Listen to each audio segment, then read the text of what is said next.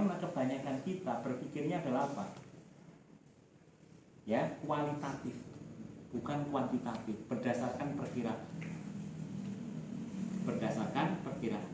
Ketika Rasulullah bilang bahwa nanti ketika kita masuk surga ada 70 bidadari misalkan, itu menunjukkan ada hitung-hitungan. Apakah hitungannya 70? Enggak, mesti lebih banyak lagi atau bisa kurang juga, tapi itu data. Dialurkan bahwa amal itu seperti 1 kali 7 kali 100 misalkan. Apakah nanti jumlahnya seperti itu? Tidak. Allah itu juga berhitung dan menghitung. Ya, sementara kita seringkali melihat semua itu sebagai apa? Kualitatif, yang tidak terhitung, yang tidak terukur. Apakah itu salah? Enggak. Tetapi data itu lebih menguatkan itu. Nah ini. Nah, kita ke depan, ya. Ke depan tuh orang-orang itu yang dilihat adalah data. Itu yang pertama. Apa contohnya? Ada yang punya akun Twitter, Instagram, Facebook, dan seterusnya, ada ya. Sekarang pertanyaannya, antum ketika googling, mencari di Google sesuatu, terus antum buka Facebook atau antum buka IG, apa yang didapat?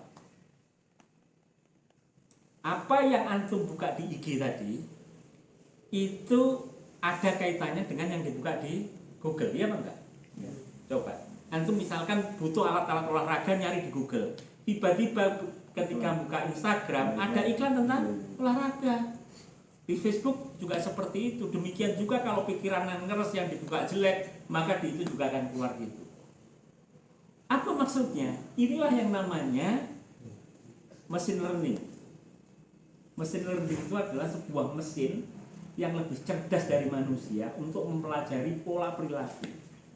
Jadi apa yang kita mainkan di internet itu sesungguhnya tercatat oleh mesin itu dan saling terhubung sehingga perilaku kita itu seperti apa akan ketahuan. Itu perilaku di dunia. Bayangkan perilaku kita di akhirat, kita tutup-tutupi tetap kelihatan. Ini serius ini. Jadi teknologi itu sebenarnya mengikuti hal seperti ini. Nah, problem kita seringkali kita tidak memahami ini. Seolah-olah hal itu ya memang seperti itu. Enggak, Pak, itu namanya mesin learning. Mesin yang untuk belajar. Nah, kita belum menguasai itu. Artinya apa? Dengan 102 laki-laki untuk 100 akhwat itu, untuk perempuan, itu juga sebuah data. Nah, tren ini setelah saya lihat itu hampir semua terjadi di Indonesia. Nah, ini adalah data yang pertama.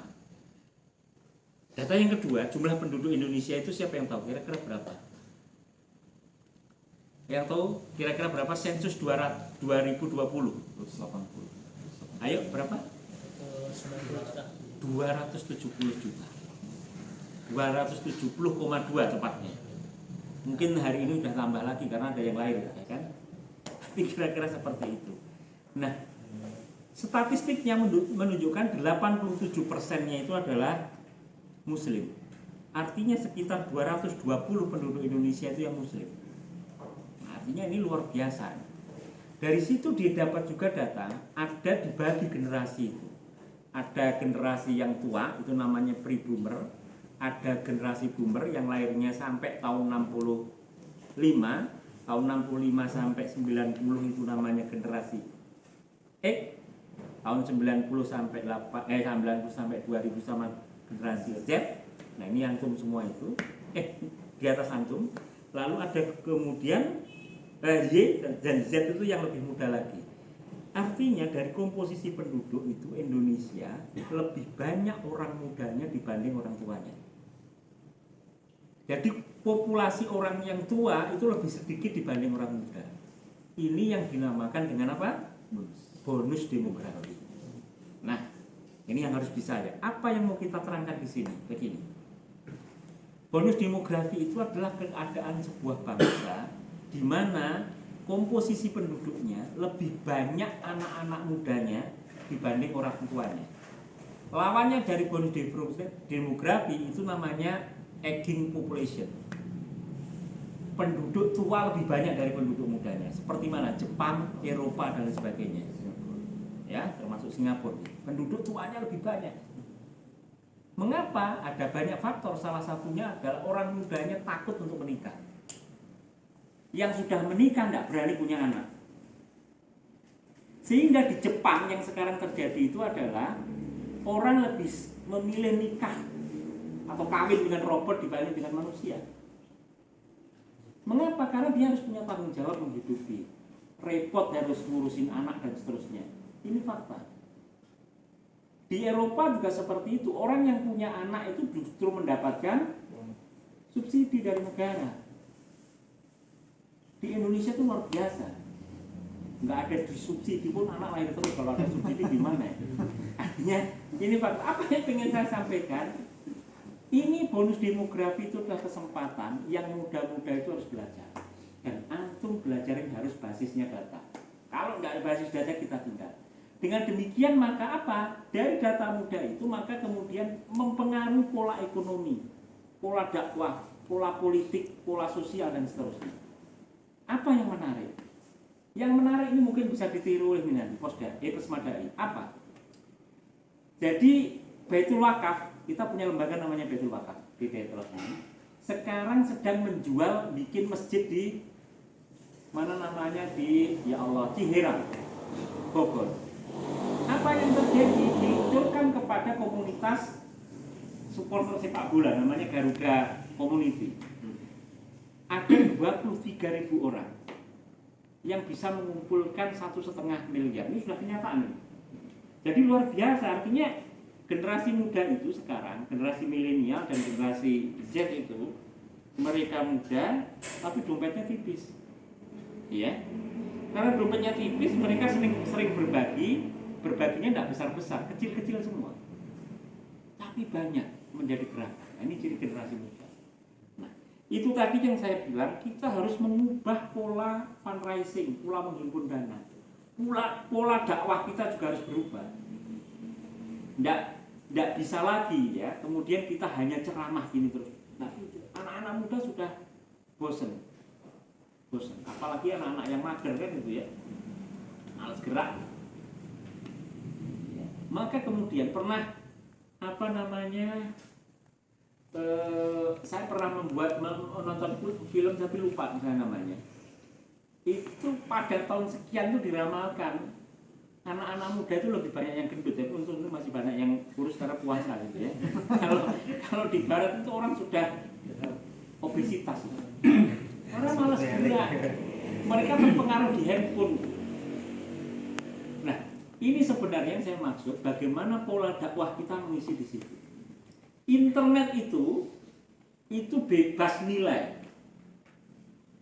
Hal yang baik sampai yang buruk ada di situ. Mau mencari Tuhan, mau mencari maksiat ada di situ.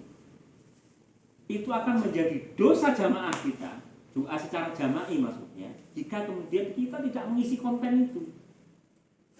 Konten-konten itu harus kita penuhi. Masa kemudian setiap hari kita dijejali dengan kontennya Atta Halilintar, Ria Ricis misalkan seperti itu. Tapi kita harus ngasih konten-konten yang bagus.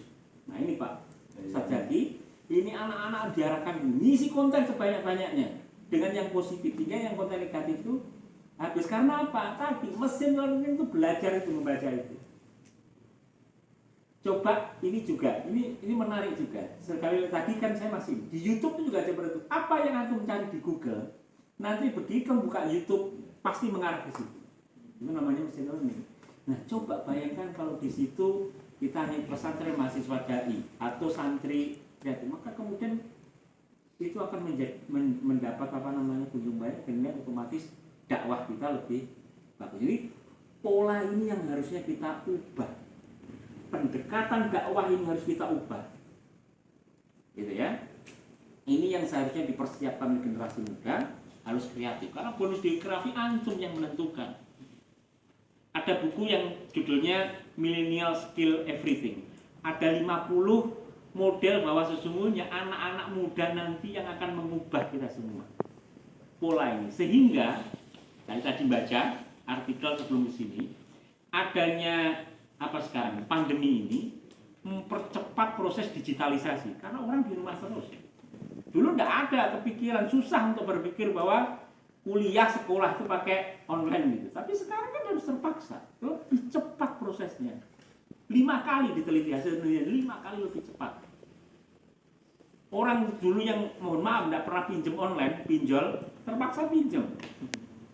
Karena ya mager tadi, sehingga apa yang mungkin ini dicoba-coba dan seterusnya. Nah, ini yang saya maksud konten-konten kreatif itu harus ada. Jadi anak-anak muda itu harus kreatif, berpikirnya seperti itu, dan semua harus terukur.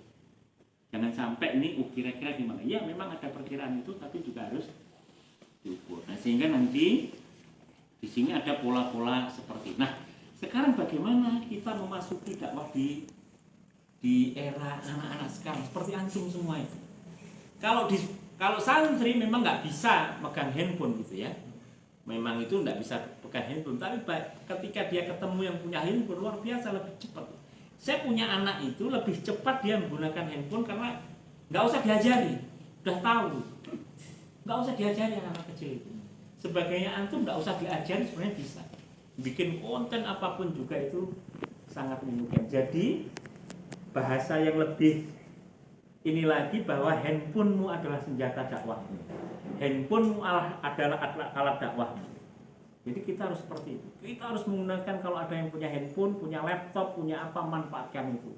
Karena itu syaratnya kita mempengaruhi. Coba bayangkan, dipesmadai. Misalkan setiap kegiatan apapun juga ada yang nyuting di pakai feed biasa, kemudian diupload menjadi berita. Karena orang-orang kadang-kadang ya butuh, orang tuanya, saya orang tua punya anak kuliah, butuh di mana ya tempat-tempatnya terbaik. Mahasiswa juga di mana saya bisa mengembangkan bakat saya sebagai mahasiswa, tapi saya juga ada tempat untuk aktivitas. Kalau ini tidak kita sosialisasi, siapa yang tahu? Jadi sederhana sebenarnya, hal-hal yang sederhana ini yang harus kita mainkan. Karena dakwah itu seperti itu.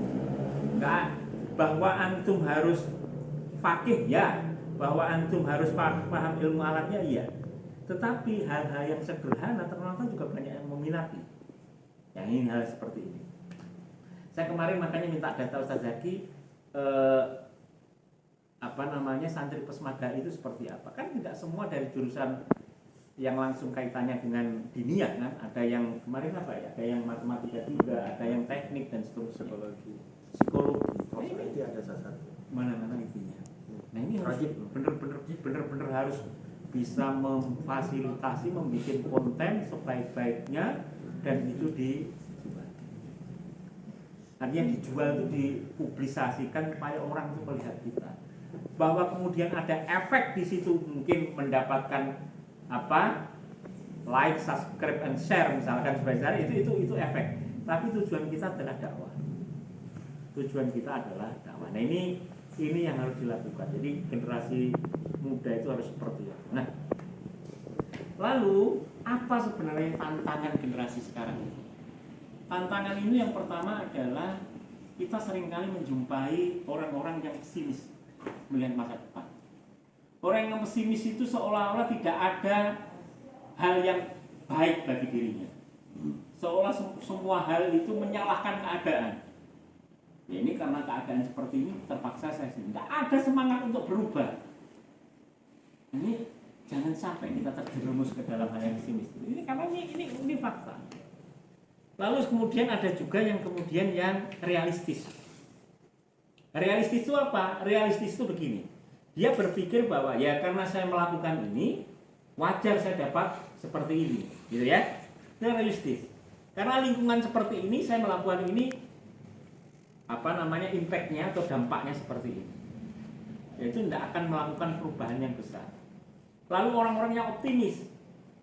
Orang optimis itu yang dia ingin melihat masa depan, bahwa saya akan bisa meraih masa depan sesuai dengan saya rencanakan.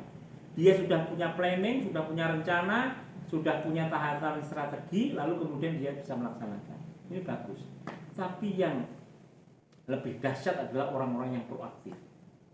Orang-orang proaktif itu orang yang melakukan perubahan.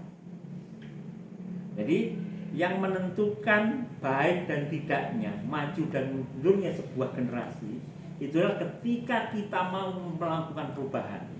Dan perubahan itu tidak dilakukan oleh orang-orang tua. Perubahan itu dilakukan oleh anak-anak muda. Antum pengen lihat negara ini. Soekarno ketika itu umurnya 40 tahun. Itu sudah dianggap tua. Atau 30 sekian, hampir 40 tahun. Ada anak-anak muda itu yang kemudian menculik dia di Rengas Dengklok untuk memerdekakan Indonesia. Jauh sebelum itu namanya Muhammad Hatta, umurnya 18 tahun, ketika kuliah di Belanda sudah bikin bagaimana kemerdekaan Indonesia. Anak-anak muda. Kami pun dulu ini di Jogja dulu masih umur 20-an tahun. Itu di kayak Pesmadai dulu namanya di ini. Beliau adik saya sudah lepas, beliau baru masuk di Jogja. Jadi kami itu juga sama produk dari pesantren mahasiswa. Apa yang kita lakukan? Harus melakukan perubahan. Bahwa perubahan nanti bisa dilakukan ketika kita usia sekian itu nggak masalah. Tapi keinginan melakukan perubahan itu harus ada sejak kecil.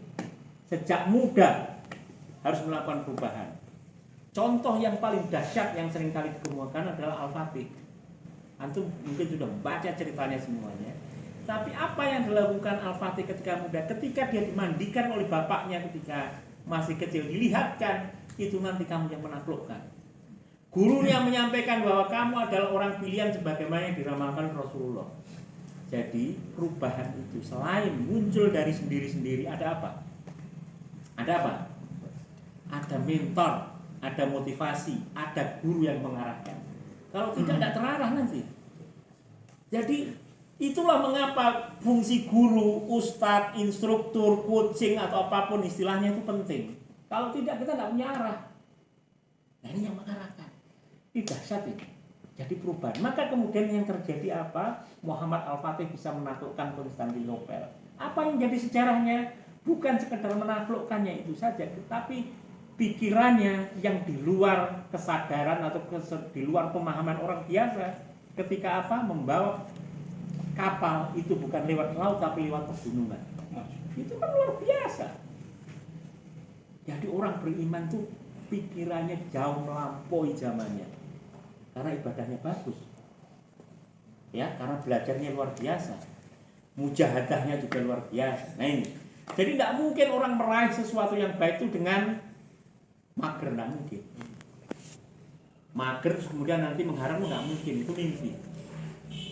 Makanya kita ini saya sangat protes, di rumah saya tidak ada TV.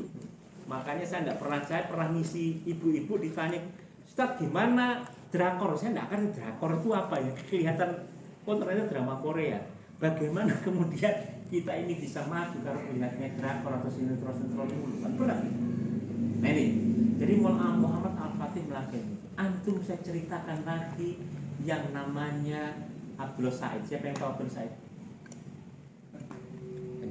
Pendiri Hidayatullah. Apa yang dilakukan beliau? Beliau masih muda itu sudah ceramah di mana-mana. Saking beraninya, PD-nya luar biasa. Itu yang pertama. Yang kedua adalah ibadahnya luar biasa. Begitu ibadahnya luar biasa, ada banyak pernyataan beliau, tapi ada hal yang kontekstual sampai sekarang. Apa yang kontekstual? Begini. Jadi beliau pernah ngisi kajian malam Jumat. Ini di Karangbugis namanya. Nanti kalau ke Balikpapan, ini yang baru Ustadz dari Balikpapan tahu di Karangbugis. Itu di situ ada tempat masjid dulu. Masjidnya dari kayu, tapi sekarang sudah dibongkar bagus karena kebakaran. Apa yang disampaikan tahun 90 malam Jumat beliau menyampaikan apa? Suatu saat nanti Hidayatullah akan membangun supermarket yang dijual mulai terasi sampai helikopter. Dari terasi sampai helikopter. Sore pesan, pagi diantar. Tahun 90 internet itu masih bala mahal. Jangan seampakan sekarang bahwa mudah. Internet masih minggu. Belum ada di Gunung Tembak atau di Balikpapan atau di Indonesia sedikit sekali yang masih pakai internet. Bahkan belum populer. Komputer aja komputer jadul yang besar sekali. Antum mungkin tidak ngalami. Ya handphone apalagi. Handphone itu besar sekali tahun 90 sekian itu namanya handphone lempar maling atau lempar anjing. Sebab handphone itu kalau untuk lempar maling atau anjing pasti mati. Saking besarnya dan beratnya. Nah, itu. Nah, apa yang ingin saya sampaikan? Ketika beliau menyampaikan gagasan itu, orang di sekitarnya apakah ibadahnya nggak baik? Oh, baik, luar biasa. Tetapi nggak mampu menjangkau pikiran beliau. Apa yang terjadi sekarang ini? Kalau antum ngomong Lazada, Bukalapak, Tokopedia, Shopee dan sebagainya, apa yang dilakukan Honda itu? Mulai terasi sampai helikopter bisa dijual di situ. Sore pesen lagi dari itu pikirannya luar biasa, yang melampaui zamannya. Bukan mimpi sebenarnya, tetapi kita butuh juga pendukung-pendukung yang baik. Ini yang terjadi. Gagasan-gagasan luar biasa yang belum sampai, tapi ini adalah yang sangat kontekstual.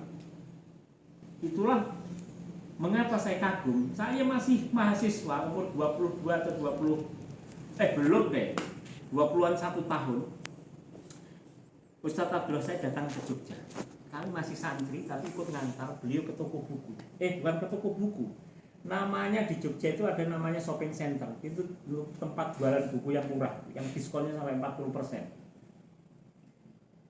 Ketika itu beli buku itu 2 karung, 2 juta lebih saya tahu bayar. Saya bayangkan bagaimana cara bacanya ini. Ternyata dari hasil beliau punya cara baca cepat. Baca cepat itu ada baca cepat tapi masuk, ada baca cepat yang nggak masuk, itu ada juga itu. Baca tapi kelihatan cepat nggak masuk. Tapi apa yang hebat dari beliau? Setiap buku yang dibaca dikomentari. Yang tidak sependapat di stabilo, dicoret, ditambahin, ini maksudnya seperti ini bertentangan dengan ini dan seterusnya. Itu yang susah. Kalau baca sampai selesai gampang, tapi baca dengan istilahnya disarah itu kan berat juga. Hal yang enggak. Nah, itu yang beliau lakukan. Jadi nggak ada kemudian orang yang sukses, orang yang berhasil, orang yang berpikiran ke depan kemudian tanpa ada literasi yang masuk. Nah, masuk ke sini. Problem kita ini malas di literasi. Indonesia itu dari 62 negara yang disurvei itu nomor 61. Literasinya jelek sekali. Baca, nulis dan sebagainya. Karena apa? Budaya kita itu budaya mendongeng. Jadi kalau dongeng pintar banget itu. Tapi begitu nulis dan baca berat. Karena kalau dongeng itu dari turun temurun dia didongengkan. Jadi kalau baca ini berat. Nulis apalagi. Bayangkan saya sampai sekarang kadang-kadang sampai Masya Allah ini gimana caranya Imam Nawawi itu bisa menulis kitab yang sedemikian tebalnya, yang demikian banyaknya itu dalam waktu yang dekat. Tidak bisa copy paste, tidak ada komputer, tidak ada lampu gitu.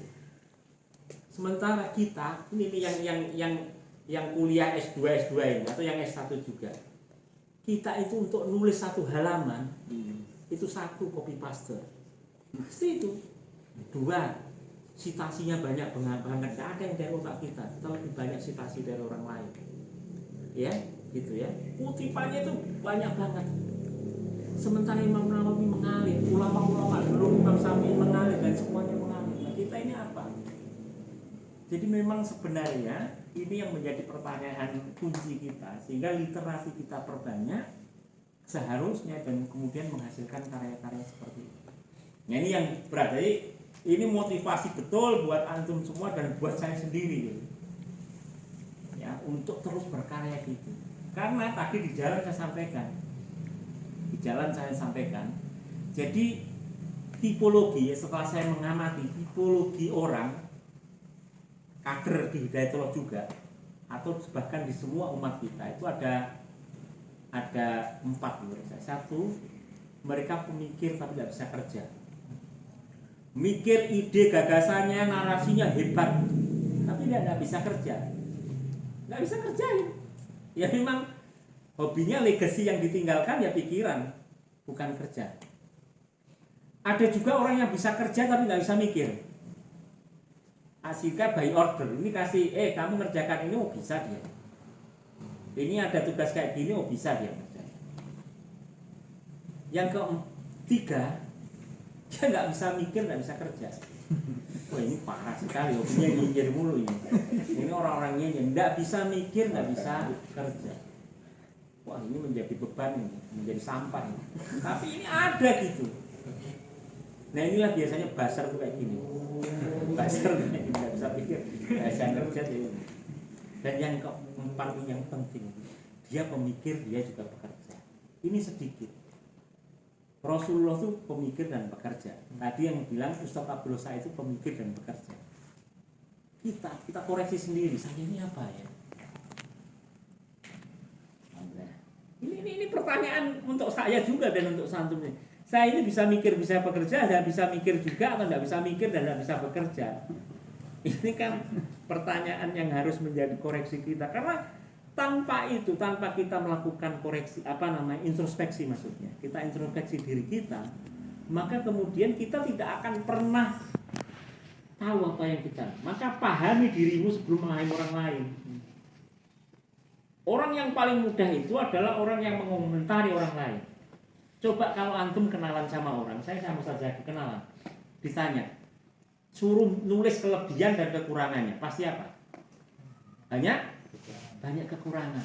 Tapi ketika antum nulis dirinya antum sendiri, banyak kekurangan atau kelebihan? Kelebihan.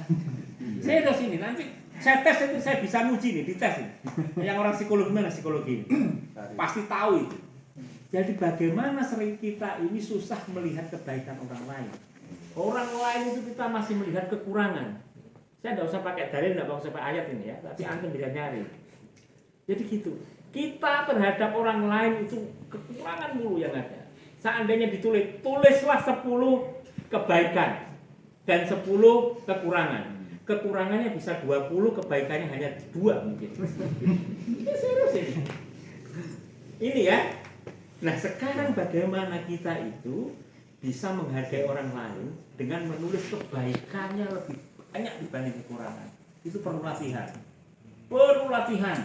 Perlu mujahadah, dan itu adalah kita harus mampu mengolah hati. Kalau tidak berat kita, ego kita itu terlalu besar.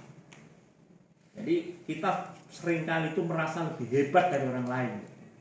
Itu problemnya. Saya pun kadang-kadang juga merasa itu. Wah kok ini kok orang ini. Jadi ini penyakit itu. Nggak tahu apakah itu godaan setan atau sesungguhnya kita sudah menjadi bagian dari jin dan setan. Nggak tahu ini. Tapi ini harus dikoreksi ini. Serius ini.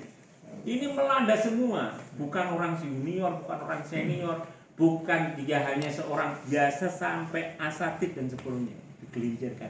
Nah ini fakta-fakta. Maka kita harus mengubah. Baru kita nanti bisa berprestasi. Ada legacy, ada warisan yang kita tinggal. Kami ini melakukan ini. Nah, berikutnya adalah kita ini. Tugas kita ini bukan untuk sekedar bercerita, membaca, dan menikmati sejarah. Antum kalau saya tanya sejarah orang-orang hebat pasti tahu. Antum kalau saya tanya bagaimana orang-orang yang hebat siapa saja, kenal. Boleh untuk sebagai pelajaran, sebagai ibrah. Tetapi tugas kita sesungguhnya adalah menciptakan sejarah. Bisa nggak kita itu menciptakan sejarah? Lalu sejarah apa yang kita tinggal? Ini penting ini. Jadi kita semua itu menciptakan sejarah. Karena catatan Allah nanti pasti catatan sejarah kehidupan kita. Pasti itu. Kalau bahasa tadi kan di mesin learning itu akan terbaca. Mesin learningnya Allah itu lebih canggih luar biasa dibanding mesin learningnya manusia. Pasti hal-hal yang tersembunyi. Kalau mesin learning masih bisa kita bohongi. Ada hal yang dia tidak tahu tentang kita. Tapi apakah Allah ada yang tidak tahu dengan kita? Tidak ada, semua tahu, semua tercatat. Jadi bahwa dulu ketika kecil nanti itu seperti layar, ada dosa-dosa kita terjadi, itu benar itu. Secara logika masuk akal, secara ilmu bisa diterima. Nah, dari situ, jadi kita bagaimana kita mulai sekarang itu menciptakan sejarah. Sejarah apa yang mau kita tinggalkan nanti? Apa kemudian ketika mati kita, orang itu melihat bahwa kita adalah bagian yang menciptakan kebaikan, penebar kebaikan, atau kemudian kita sebenarnya orang-orang yang pecundang? Apakah kita nanti ke depan itu sebagai orang-orang yang dicatat sebagai mujahid, atau kita dicatat sebagai orang-orang yang memang nggak memberikan dampak apa-apa, cukup bikin kerusakan. Nah ini yang harus antum ukir mulai muda. Mulai masih muda itu kita harus benar-benar menanamkan ini berat memang, tapi harus kami lakukan, harus antum lakukan dan kita lakukan juga. Ada juga orang itu yang tingkat kesadaran dimulai sejak muda. Ada juga orang itu yang kesadarannya sudah tua. Nah, masalah yang penting ada keinginan itu. Ada keinginan untuk melakukan perbaikan, ada keinginan untuk meningkatkan diri, dan bukankah itu bahwa orang yang baik itu, orang yang lebih utama itu yang hari depannya lebih baik daripada hari ini. Dan itu harus kita benar-benar kita lakukan. Kita harus punya planning masa depan itu seperti apa. Antum sudah bisa membaca. Saya punya masa depan yang sudah saya tulis dulu waktu masih lulus SMA, diajari guru. Apa yang memang ada yang tercapai, ada yang tidak. Salah satu yang belum tercapai itu saya dulu saya nanti ketika sudah dewasa mau bikin warung kopi, ini belum bikin saya. Ini yang berat, tapi insya Allah nanti akan saya tunaikan. Tapi itu ditulis Pak, dan itu ternyata membekas itu. Ya, ada lagi yang belum selesai jadi dokter, makanya saya sedang serius betul ini supaya ini, karena dulu pernah saya tulis. Itu harus dicapai Pak. Kalau tidak ada seperti itu, antum hanya hidup seperti Ariel Mengkarim, nggak ada tahapan. Ada yang sifatnya ini. Misalkan ada yang mau hafalan sekian, mau pergi kemana. Saya punya mimpi, wallahi saya punya mimpi ketika masih kecil, saya akan pergi ke 10 negara. Dulu semua sampaikan, saya masih SMA, tidak tahu perginya lewat mana. Tapi ternyata alhamdulillah sekarang udah 13 kalau tidak 15 negara. Kan bisa gitu. Karena mimpi, tulisan itu menjadi mimpi, dan tulisan yang mimpi yang baik itu akan menjadi doa. Karena tanpa sadar ketika antum sholat apapun juga, itu ternyata lintas itu. Mungkin tidak terucapkan, tapi itu terlintas di benak kita. Allah akan menangkap, karena radarnya Allah itu dahsyat sekali. Oh ini didoakan. Mungkin pas dia mulai ngantuk mau tidur, terlintas mau gini. Jadi apa? Kita harus husnudzon terhadap Allah supaya Allah itu juga memberikan kebaikan kepada kita. Dan ditulislah cita-cita itu. Antum coba yang masih SMA, masih santri tulis, yang masih kuliah tulis lagi apa yang mau dicapai. Atau katanya Ali itu ikatlah ilmu itu dengan menulisnya kan gitu. Ya kita tulis itu. Saya benar-benar ingat itu, saya tulis betul. Banyak lah. Nah, cuman saya nyari bukunya yang dulu itu belum ketemu. Apa saja yang belum tertunaikan itu. Nah, ini kan menjadi doa. Jadi ya antum semua belajar gitu. Nah, seperti ini sehingga apa? Sehingga ke depan gitu apa yang kita capai, baik itu yang sifatnya duniawi mau kaitannya ukhrawi itu bisa tercapai. Nah, ini yang penting. Dan terakhir, apa kemudian yang harus kita lakukan sekarang? Antum ada yang sudah mahasiswa, sudah mau lulus, ada kemudian yang masih ini, bahkan saya pun juga sudah senior. Apa yang kita ini? Maka tadi kita tulis. Tapi begini, ternyata kita ini diminta untuk muhasabah, untuk selalu mengoreksi diri kita sendiri. Apa tujuannya?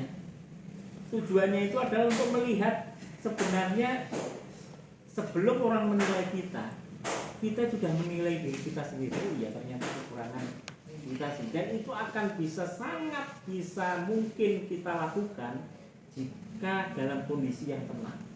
Paling enak itu pengalaman saya setelah sholat malam menjelang subuh, merenung banyak. Kalau sekarang antum masih senang tidur mungkin, saya itu sudah susah.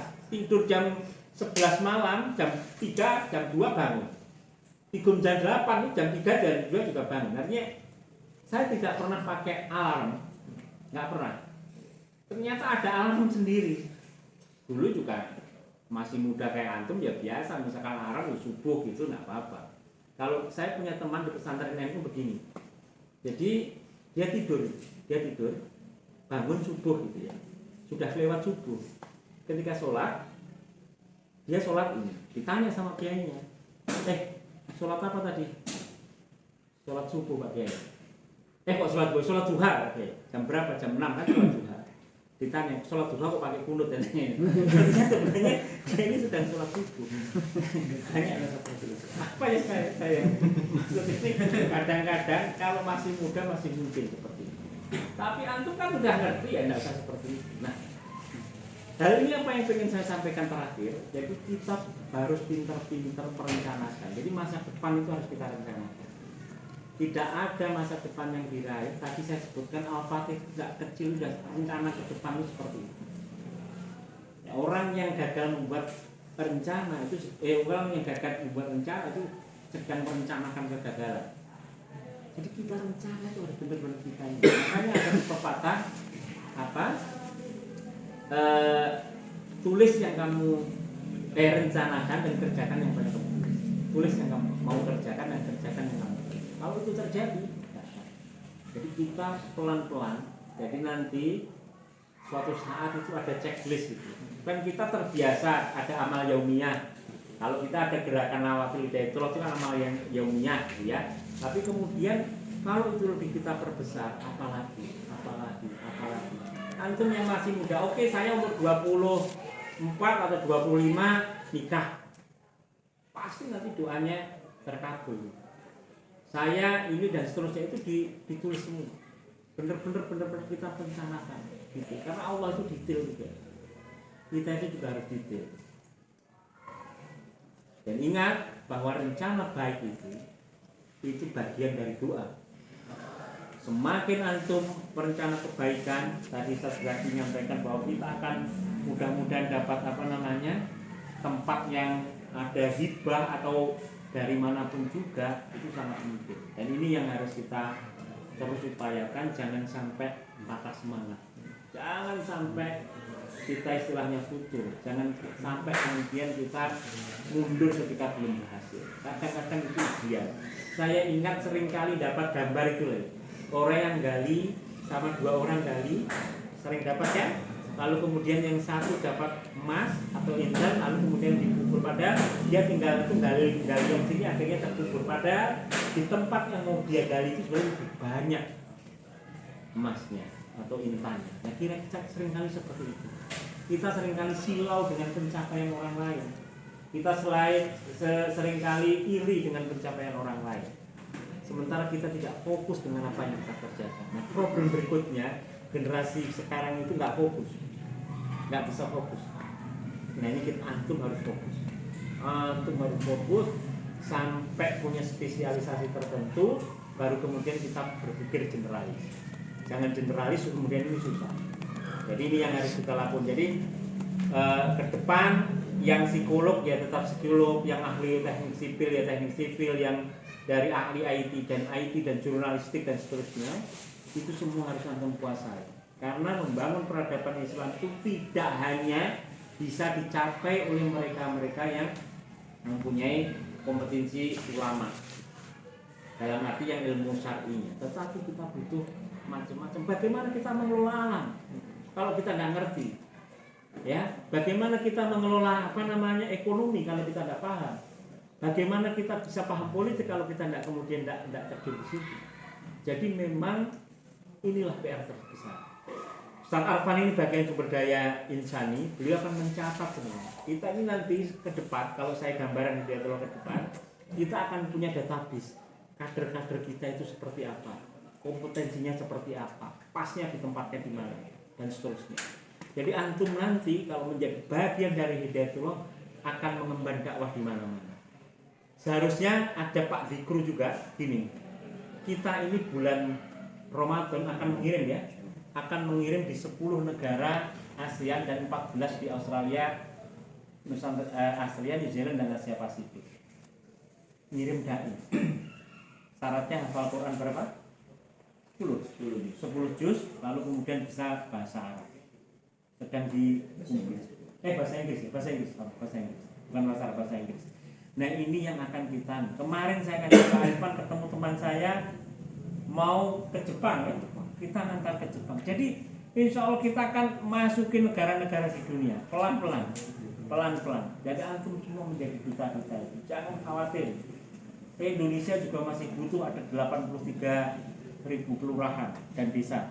Kita bisa ngisi di situ. Kecamatannya ada 7.300, kabupaten kotanya ada 514, negara di dunia itu 200 sekian. Kita bisa masuk situ semua.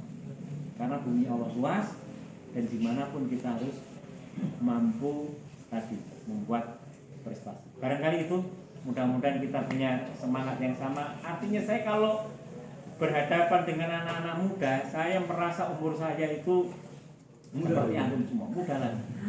Masya Allah. Dan ini kalau disuruh, sebenarnya saya nggak bisa berhenti, tapi harus berhenti. Kalau enggak nanti Pak Akbar nggak ada kesempatan. Tapi kira-kira seperti itu. Mudah-mudahan antum semua,